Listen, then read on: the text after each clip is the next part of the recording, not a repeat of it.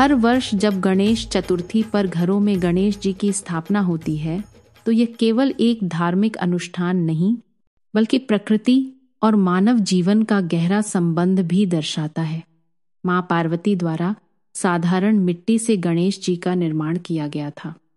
उसी मिट्टी में जीवन का स्पंदन समाया और एक दैवीय चेतना का जन्म हुआ जिन्हें हम विघ्नहर्ता कहते हैं। गणेश प्रतिमा के निर्माण में प्रयुक्त मिट्टी को अगर देखें तो वह पृथ्वी तत्व की उपस्थिति का सबसे सरल उदाहरण है। यह मिट्टी, जिसे तकनीकी भाषा में पंचतत्व का अंग माना जाता है, हर जीव के आरंभ और अंत का संकेत देती है। मूर्ति बनती है, उसमें आकार और अर्थ आता है, तभी तो प्रत्येक घर में गणपति विराजमान होते हैं। यही वह क्षण है जब प्रतीक और श्रद्धा का मेल होता है, जब हम प्रकृति के अंश को अपने गृह में स्वागत करते हैं। स्थापना के समय प्रतिमा में प्राण प्रतिष्ठा की जाती है, एक वैदिक प्रक्रिया जिसमें मंत्र और भावनाओं से मूर्ति में चेतना का संचार माना जाता है।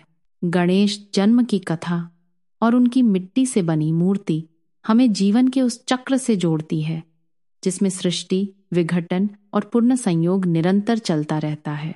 गणेश विसर्जन केवल पूजा विधि का अंतिम चरण नहीं बल्कि अनित्यत्व का गूढ़ संदेश है। हर वर्ष मूर्ति को घर लाने, पूजने और फिर विदा करने की प्रक्रिया चक्र की तरह चलती है। यहाँ तकनीकी शब्द अनित्य यानी अस्थाई और चक्र यानी अविराम क्रम, इनके अर्थ को मूर्त रूप मिलता है। मूर्ति का विसर्जन करते समय वह जल में प्रवाहित होती है और धीरे धीरे मिट्टी फिर से जल, पृथ्वी और पर्यावरण का हिस्सा बन जाती है। यह वही चक्र है, जन्म, जीवन और फिर पंचतत्व में विलीन हो जाना। प्रतीकात्मक रूप से विसर्जन हमें यह समझाता है कि संसार में जो भी आता है उसे एक दिन लौट जाना है, चाहे वह देवी देवता का रूप हो या मनुष्य का। विलय और अस्तित्व, ये दोनों जीवन के परिवर्तनशील स्वभाव को दर्शाते हैं। विसर्जन के समय भक्तजन हर्ष और विषाद दोनों भावों का अनुभव करते हैं। परंपरा के माध्यम से आशय यही है कि हर संबंध, हर वस्तु और हर भाव अस्थायी है और यही ब्रह्मांड का नियम है। यही विसर्जन का रहस्य है, बिछोह भी सिखाता है, जीवन के नए आरंभ की उम्मीद भी जगाता है। गणेश विसर्जन प्रकृति के महान चक्र की व्याख्या करता है।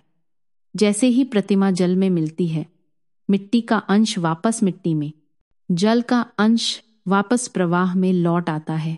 इसे पर्यावरण विज्ञान में मटेरियल रिसाइकलिंग और बायोजियोग्राफिकल साइकिल कहा जाता है, यानी पदार्थ और जीवन का सतत पुनरावर्तन।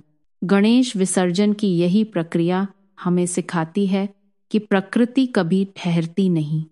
मिट्टी, जल, वायु, ये सब एक दूसरे में घुलते मिलते रहते हैं। गणेश जी की प्रतिमा जो मूलतः मिट्टी से बनी है, विसर्जन के बाद फिर से प्रकृति का हिस्सा बन जाती है। यही प्राकृतिक व्यवस्था का नियम है, कुछ भी स्थायी नहीं, सब कुछ परिवर्तनशील है। यही कारण है कि प्राचीन परंपराएं पर्यावरण अनुकूल होती थीं। मिट्टी की मूर्तियां जल में सरलता से विलीन होती हैं, जिससे नदी, झील या समुद्र का संतुलन बना रहता है। इस चक्र में न तो कोई भंग होता है, न कोई क्षति, केवल पुनर्रचना और जीवन की निरंतरता। गणेश विसर्जन के समय वातावरण में एक अलग सी उदासी और उल्लास दोनों मिश्रित होते हैं। मूर्ति तो जाती है, मगर आस्था और आशीर्वाद हमारे साथ रह जाते हैं। यह विदाई केवल एक धार्मिक रिवाज नहीं, बल्कि भावनाओं की अभिव्यक्ति है, जिसमें विरह और आश्वासन दोनों छिपे हैं। भक्तगण विसर्जन के साथ ही बप्पा से अगले वर्ष फिर आने का निवेदन करते हैं। गूंजती है गणपति बप्पा मोरया, अगले बरस तू जल्दी आ।